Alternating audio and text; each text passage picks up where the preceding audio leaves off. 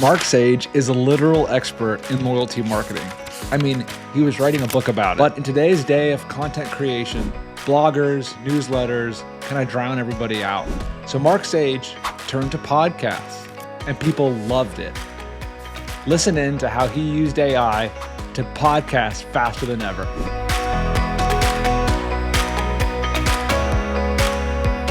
Hi, everybody. Thanks so much for joining us. I have Mark here with me.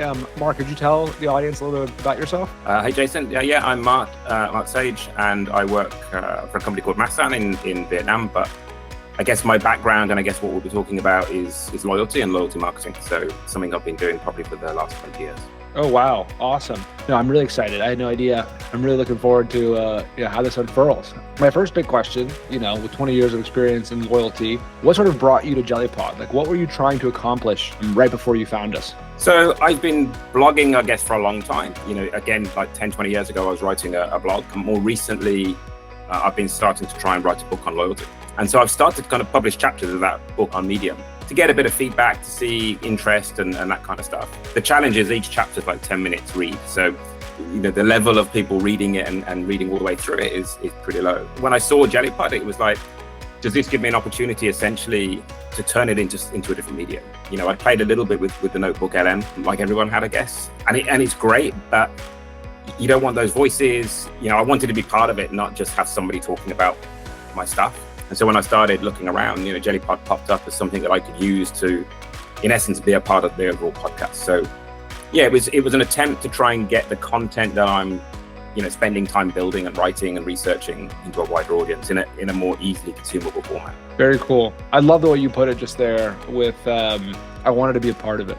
Awesome phrase. Were there certain, I guess prior to Jellypod, or you've written the chapters, were there things that you tried before Jellypod to try and make it more engaging or to take it into a different medium? No, only in the sense of using Medium, the product, to publish it and then pushing that through, in essence, through LinkedIn. I mean, my content is more B2B content. It's not super consumer facing. So LinkedIn is a good channel to promote it. So I would use LinkedIn to push out a post and say, hey, here's a new article, this is what it talks about. And, it would get traffic and it would get likes. But then when you go to Medium and look at the reads, you're not getting as many reads as you're getting likes. So people are like, oh, yeah, I like your LinkedIn post. It took me 3 seconds to read it, but I'm not going to read your content that takes me 10 minutes. I'm using exactly the same mechanism, I guess, with Jellypod, in the sense of the podcast, obviously pushing it out to platforms like Apple and Spotify and stuff, but again, posting it on LinkedIn. But it's amazing the level of interaction, both that I see in LinkedIn, but because I can obviously see the stats now down in the podcast, the amount of impressions, the amount of streams, it's just a lot more people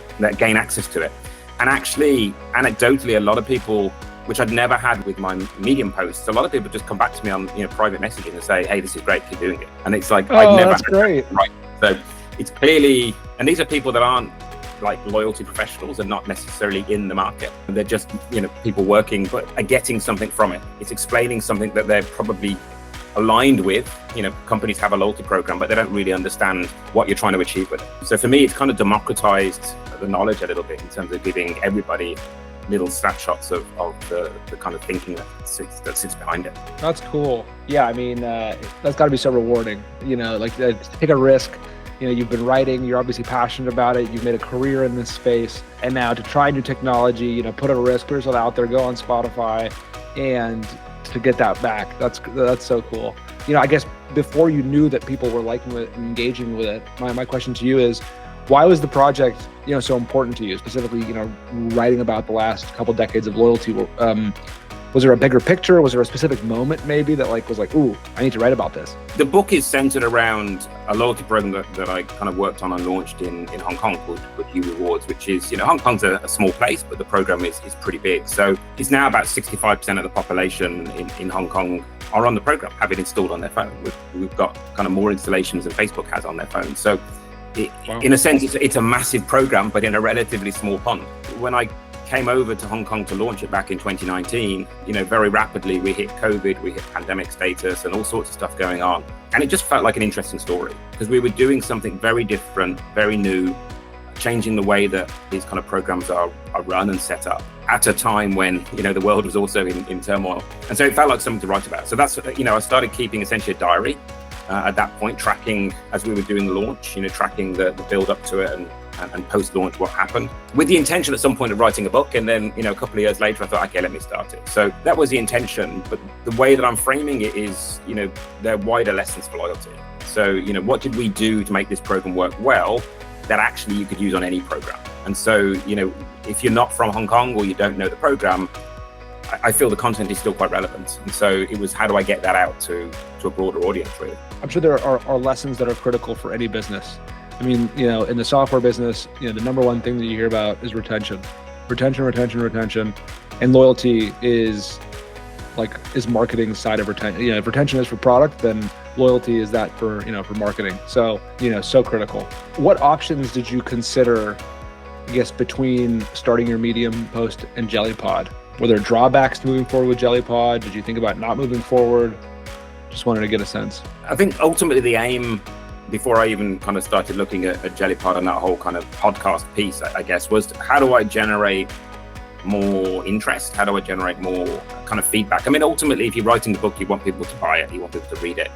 I'm not writing a book to make money out of writing a book, but I would like the book to have some level of visibility. Whilst I'm still writing it, if people ask me, where is it? I'm like, I'm always 75% of the way through, because, I have like hundreds and hundreds of pages, but you've got to go back and edit it and stuff. So, I'm trying to build a level of visibility. I'm trying to build a level of interest. I'm trying to get a little bit of feedback on the content. Is it the right level? Do people like, the topics that I'm talking about? And so that's what I was trying to do with the Medium, is trying to do that with the LinkedIn posts to get that feedback. When I saw, like I say, initially for me, it was a Google Notebook LM stuff. And I saw it come out, and you hear about it, and it's like you ignore it for a bit, and then it's like, okay, I'll give it a try. Ran a chapter through, and I'm like, wow, this kind of tech is really interesting. But you very quickly realize that it doesn't have enough control. And it's great if you want to use it for yourself or for a bit of fun. But if you actually want to create a podcast, if you want to create some content, you kind of want to own the brand a little bit. You want to, like I said earlier, you want to kind of be part of it. I could have done it without me being part of it, but you still want to own that kind of brand in essence. If everyone's got the same voices and it sounds the same, it's you're losing some of that. So I think for me, the ability to control it, to control the narrative in the sense of the voices that I wanted, the branding around it was quite important to do it. The fact that I could also put myself in there as one of the voices and have it like the person's interviewing me, I think was also quite interesting. But really, it's all about getting the message out there, getting the content out there, hopefully giving people some useful information, some useful tips, creating a bit of debate. I comment on one of my LinkedIn posts today where, it's the classic, everything's black or white. It's like loyalty doesn't work, it's rubbish, blah, blah, blah. It's been proven by multiple studies, all that kind of stuff. And, there's always a gray area. There's always a subtle, it's like saying Facebook posts never work because, you're basically promoting to the people who are going to buy anyway. There's always a bit of gray area between it. But that's good. Creating debate is good. It creates noise, it creates conversation. Maybe it shapes my ideas a little bit more. So that's all good too. So yeah, having that debate means it's reaching audiences. And that's just what I wanted ultimately. I wanted to make sure that, if you're going to spend time writing stuff, that you get some feedback, positive or negative, on it. Makes sense. It's a great segue. You've now mentioned you have friends who are messaging you and are like, this is great, keep doing it. You've got debate on the other end. People call it, say that you have no idea what you're talking about, or maybe like the opposite or both. What did success look like for you when you were getting started with Jellypod? Both reach, in the sense of making sure that we could, I could get to more people. I think podcast format more generally is a more accessible format. For me, it's something that I've come to very, very late. I've only in the last 12 months started actually listening to podcasts. They've been around for obviously decades, but it's only in the last few months that I've started listening to them. And probably, if I look at my time in a week, I probably spend more time on a podcast now than I do on, say, Netflix or something. So I find them quite a useful, I'm traveling a bit more, they're quite a useful way of keeping up to date, especially with the speed that things are moving in kind of politics and technology, and having something that you can keep track of, I think is good. So I think it's even though it's been around for a long time, I think actually there's a bit of a resurgence in these mediums and getting more voices out there. So reach, I think, was important, but also just accessibility of the content. I think what I'm seeing and what I'm learning from doing it is that the podcast is 10 minutes, reading the article is 10 minutes, so it's the same amount of time, but people feel better able to consume it when they're listening to it. I've had feedback where people like the fact that there's a second kind of person on the podcast who's questioning and digging in and understanding, and clearly the AI is writing that, but it's doing it in such a clever way that it's drawing out points that resonate resonates better with people than if they just read the whole article themselves, because they would have to do that thinking, that reasoning themselves. And so, I don't think it takes away from, I would hope people would still read the book, but reading a book is a different space. It's a different mindset, I guess. Whereas a podcast, you can sit on a train to go into work and listen to it, and you consume it a different way. So yeah, making the information accessible and gaining that additional reach, I think, is what I was looking for. Very cool. It's showing signs of hitting that, which is awesome. Yeah, I mean, I think it's so funny. Like, I spent a lot of time thinking about the podcast medium and about what is it about it. So like, I think you hit on one really cool thing, which is the question and answer, right? Like it's like, you can read a blog article or you can read a question and answer blog article, and sometimes it can be easier to follow and easier to take things away when it's like that. Another thing is like you're overhearing a conversation versus something being pushed on you. So the receptivity, there might be something like psychological about overhearing a conversation versus being told something. So yeah, just some of the thoughts swirling around. It sounds like you're making this incredibly important information. You have all this incredible, like, untapped expertise in the loyalty space. You're sharing it with the world. I'd love to go just one level deeper. And if you could tell everyone, how exactly are you using Jellypod to create this content? So the way I use it is, obviously I have a chapter in my book, so I have a single source essentially. So I would generally have taken that chapter and put it up to Medium, because just the process of taking the chapter and put it up to Medium forces me to kind of edit it.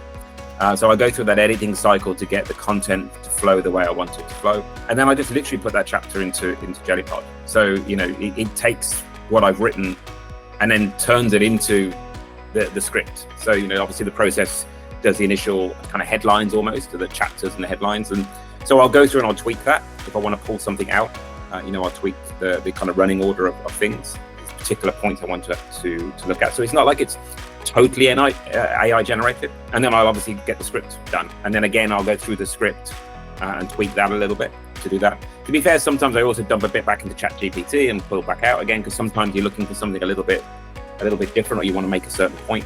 But in essence, it's probably 95% getting generated through. And then I just tweak it to make sure it's still got me in it, essentially. Still got stuff that I want to highlight, and make sure it's got what I think is the main theme coming through. And then, obviously just kind of generate the voices off the back of that. So yeah, I mean, it streamlines the process. It's not like I dump the thing in there and 3 seconds later I have a podcast. It probably still takes me a good hour to do it, because I want to try and make sure that what comes out is still me at that level. But in comparing it to actually doing a podcast and having to set it all up, record it, especially if I needed a co-host, I mean, it's so much easier to create that content to do it. And I think that's the thing. It's making it available in a much quicker form. And I just think it's interesting when I look at, obviously a chunk of my job is kind of communication, is marketing communications. And, when I look at how we communicate now to people, we're still using a lot of cases, the same technology we used 20 years ago,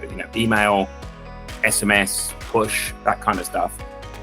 But our audience is watching TikTok videos, listening to podcasts. And so they're in a completely different space. And we're hoping that our email that's just gone into the promotions folder on Apple, which means you never open it, is going to get some level of cut through. And I think, when you look at it, AI is just going to create more and more of a gap between the consumer and the customer, the consumer and the brand, because it's going to get in the way. It's going to sit there and go, an email came in, I'll make a decision whether you see it or not, because I know what you like and what's relevant. And I think these kind of mediums where you can create content that is more personal and content that is more accessible, like podcasts and, TikTok vids or whatever else, I think is almost just a necessary thing that you now need to have as a brand. I'm using it as a personal brand, as a loyalty level, to talk to my audience, which is, people in the industry and actually people slightly outside the industry. But I think also just brands generally would benefit from this kind of technology to create a different way of connecting with consumers than the tech that's been around for a very long time. Totally. Yeah, we hope so. That this space is just getting started. And our overarching thesis is just that there are so many untapped stories, so much untapped information that never makes it out of people's heads for one reason or another. And we're just trying to be that pipeline of getting those thoughts out into the world. In that whole process that you just described, maybe if you can go back to your first time using it, were there any unexpected benefits that you're like, oh, whoa, I didn't expect that to happen? Probably two main areas. One was just the generation of the script. It's like when you hit that button and the first time you take your content and you see it in a conversation and you're like, wow. And it's not just your content kind of reformatted. It intelligently pulls like little anecdotes in and stuff. So you genuinely feel like somebody has taken your content and created a podcast off it in the sense of a real person, especially because I obviously have this co-host personality, that it feels like the co-host has actually read it and then he's bringing their own story to it. And so when you first read it through, it's quite interesting because it feels very human, I guess is the only way to describe it, but it's not. And then obviously when you put your voice on it, I mean, recording your voice, putting your voice on there, and then you hit the play button and you hear yourself, in this podcast. Yeah, it's quite uncanny. And I think those two moments for me are can you realize this is something quite special? Obviously, I think I've done 6 now, so it's getting to the point where it's a little bit of a machine for me, but it's still very interesting how it kind of creates that kind of very human element, even though in a sense it's not human. Well, voice cloning and script generation, both, big things that we're always working on improving. So it means a lot that, it's coming through and it is delivering value. It seems like there's a lot of parts to it that you like. Do you remember what it was about Jellypod that won you over, where you were like, all right, I'm going to start using this into the future? It was the customizability of it. I mean, I think when I went in, I think there's like a free plan or whatever, so you go in and you have a little play with it. And literally within that first kind of hour of playing with it, I just subscribed. Because you realize very quickly that it's got that ability to bring the control that you want into there. And so you put it in, you play with it, and you go, actually, this is exactly what I'm looking for, because it is. If your aim is to generate podcasts of your content or whatever content you're creating, and do it in a way that doesn't mean you need to sit there with a microphone recording it all the time. I mean, literally, I can change the sentence, I can change the tone in terms of how I want to break it up. I can change how the host is talking, and that level of granularity, I've no doubt tools like Notebook will get there. They'll probably let you change the voices and stuff. But for me, the fact that in Jellypod it's all end to end. So, I can come in, put my content in at one end, and at the other end, get it all out in relatively kind of simple steps coming through. Just makes it really, really easy to use. And I think if your aim is to create a podcast, once you start playing with it, you get it. It's simple enough that you could just use it straight away, kind of advanced enough that you've got full control of the voices you want to use, the text you want to, what you want them to say, essentially. Able to add in music and stuff at the start. So there's enough control elements to personalize the content, I think. So yeah, that was as soon as I started using it, there was kind of almost no need to try other tools, because it did everything I needed to do. That's great. I love to end on this question, and I think the answer was probably buried in what you just said, but to put a bow on it, if you were to describe Jellypod to a friend in a single sentence, what would it be? I guess it's the ability to bring a human element to what is essentially an automated communication. It's the ability to create content that resonates, content that connects, but in a way that you can scale and publish. So yeah, I mean, I feel like I'm almost a paid advertisement, but it is that interesting, I think, in the sense of how do you open up a new medium? You look at things like TV or whatever. You've always had to have very large scale.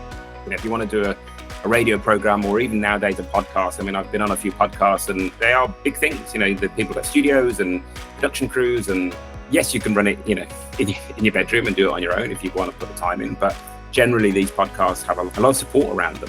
And so being able to go in on your own and essentially create what I think is a pretty credible output, relatively simplistically, I think is what it brings. And so you can start concentrating on the message and not so much on the kind of how, the complexity of it. Well, Mark, thank you so much. It was cool hearing about your story. I'm really excited to listen to your podcast about loyalty. I'm sure I'm going to learn a ton. Thank you so much for joining me. Thank you. No worries. Cheers, Jason. Bye-bye. Bye-bye.